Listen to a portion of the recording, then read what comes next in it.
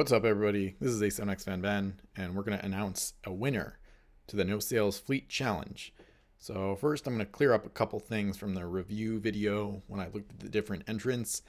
I have since seen that there were some edits to Foxtrot's Wolfpack fleet. So the one on PSM list is not fully up to date. He did post some edits in the Discord that is like the more final version, and it is better. It's filled out instead of 64 points. I counted 76, so I think it's over by 1 point. But he could just easily take out one of the crew or divers.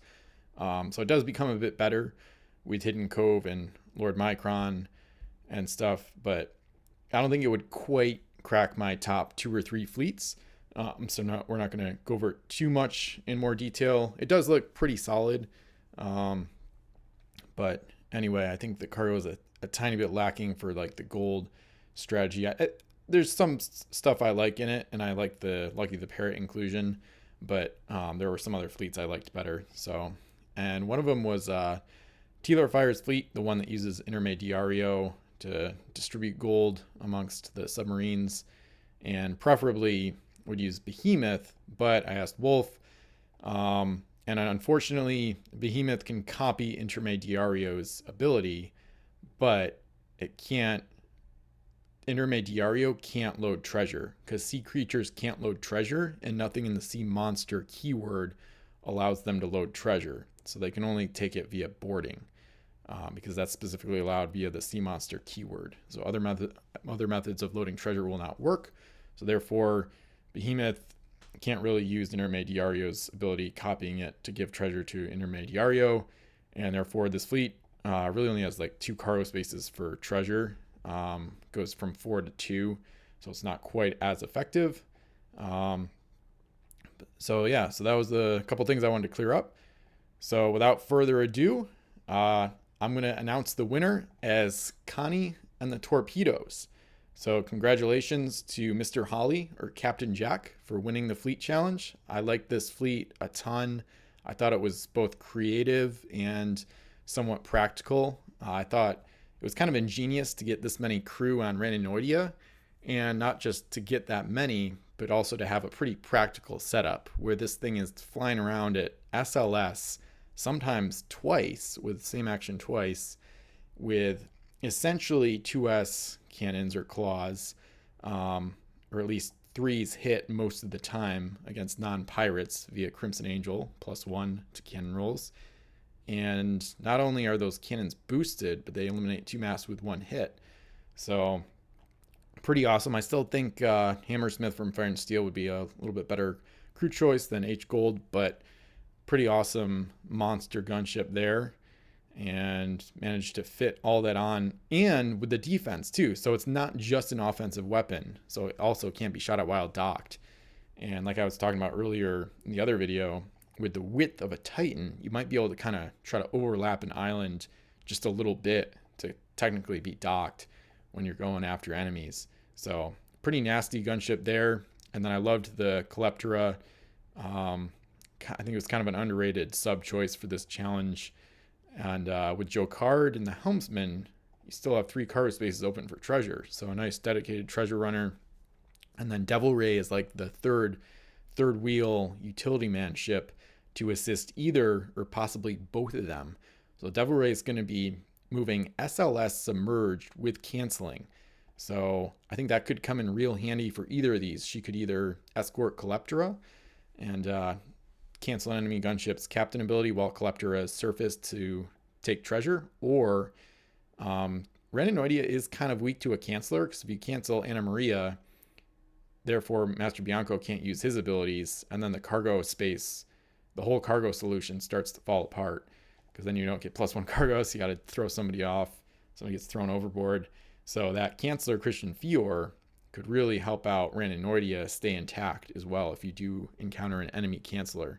And beyond that, Devil Ray is a solid ship in her own right. She'll have a space open for treasure, and she'll be able to, if Reninoidia doesn't get her same action twice, she'll actually be able to keep up with the crab as well, and easily can keep pace with Calyptra. So I like this. It was like really good gunship, better treasure runner than you would expect given the limitations of the challenge, and then a really effective utility ship. I will say it was still really close. So this fleet didn't win by a ton or anything, but I thought it was both creative, fascinating, and relatively effective given the restraints of the challenge. And so number 2 goes to Luke, also known as Grammering. So he has El Toro with a captain, cargo master from Return to Savage Shores, and the limited edition version of Dominic Frida. So kind of an interesting setup there. And that's going to be towing Armada with Roberto Santana. And he's got Raptor Maw. And any of those can get double actions via the Lamone sacrificing her action with George Washington LeBeau from Return to Savage Shores. So this was kind of, this fleet had, it was almost the total package. It was just a little bit short on gold gathering ability, but overall still pretty cool. I thought it was creative. I thought it was really fascinating. I was glad to see the Return to Savage Shores stuff. And one thing I noticed about it, even after I had kind of picked it as what I thought was probably my second favorite, was that it included 4 different ship types, basically. So you got a Titan, a submarine, a flotilla, and a dragon. And I would say it should probably include a fort too, maybe Fortaleza Dorada or Thompson's Island. So, but just with these 4, he's included a lot of different game elements, which I think is kind of a cool intangible. I would say this fleet probably got the most like bonus points. I wasn't really like going for that, but in terms of the judging, but I will say Luke, he had a pretty solid description. There was the intangible. He gave some feedback on the fleets on Discord as well that I still have to read actually. But yeah, he just kind of had, and he had a cool fleet title. None of those things were like a deciding factor to say the least, but he kind of had like all the intangibles going for him, I guess you could say. But overall, I still think the fleet is pretty awesome as well. That +2 gold ability could come in handy. Toro could board for a coin and then get the plus value on it. And the cargo master to include Santana on the flotilla, I thought was smart. And it's partly because Santana could give, his +1 could come in really nice. Because you could use it on maybe Raptor Maw on the first round.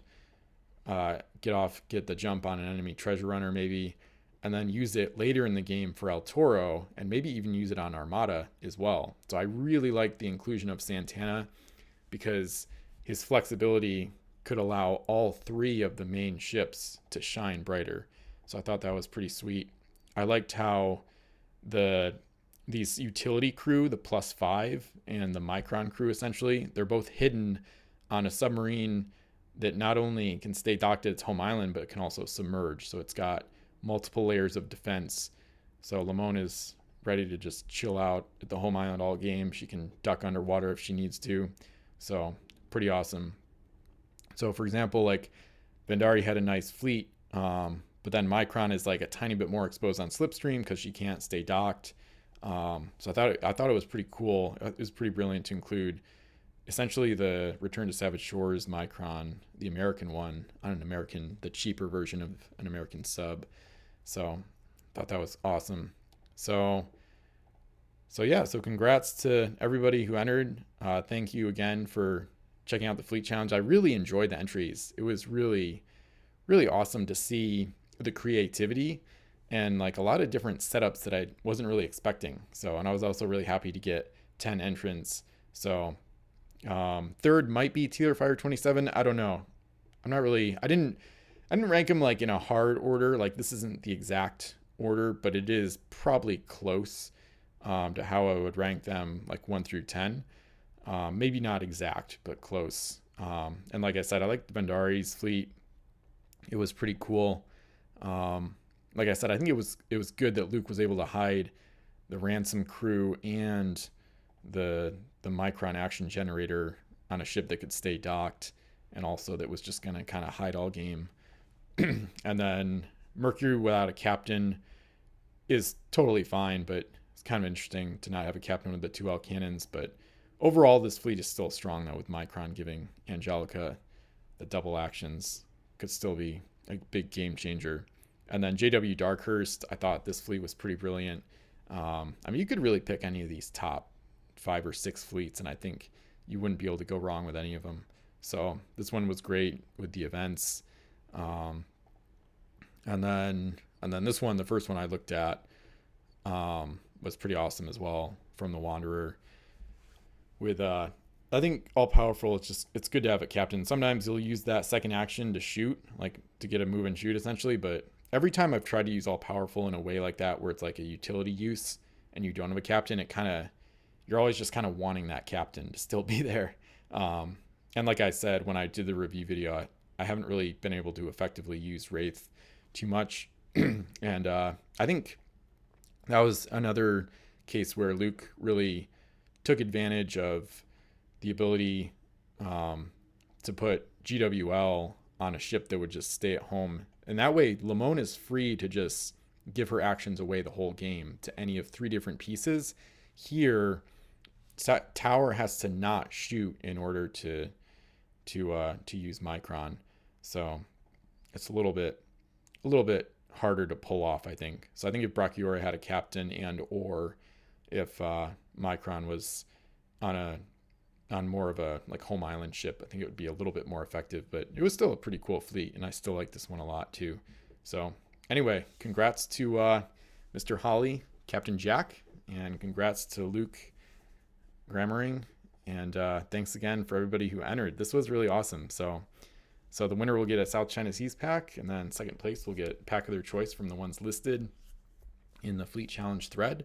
And I'm looking forward to more. So I think this was a really great kickoff to start 2024 with a successful Fleet Challenge. I think this new era of like having PSM lists, be able to make like really visually appealing fleets and make them really quickly is a game changer. It's nice to have something comparable to miniature trading in that regard with a nice, like really visually pleasing database. So big thanks to Arshellen and Dodo Die as well for putting it all together and maintaining this great website. So that's it.